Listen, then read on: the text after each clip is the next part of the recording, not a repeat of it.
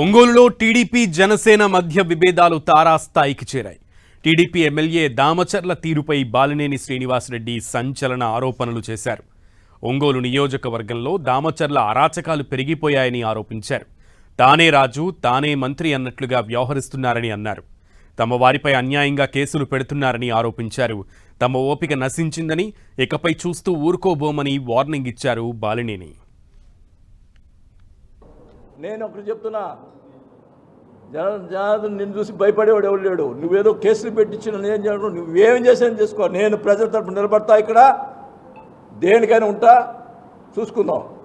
దేనికైనా సిద్ధమే. 150 fair pay షాపులు ఉంటే ఒక షాపు ఇస్తావు జనసేనకి, ఒక షాపు.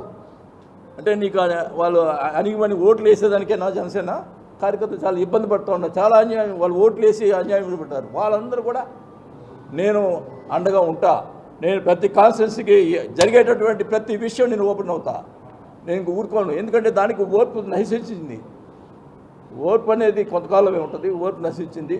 అన్ని ఖచ్చితంగా కూడా నేను జనసేన కార్యకర్తల కోసం, నేను ప్రజల కోసం, ఎవరైనా ప్రజలు ఎక్కడ ఇబ్బంది జరిగినా నేను రెడీగా ఉన్నా.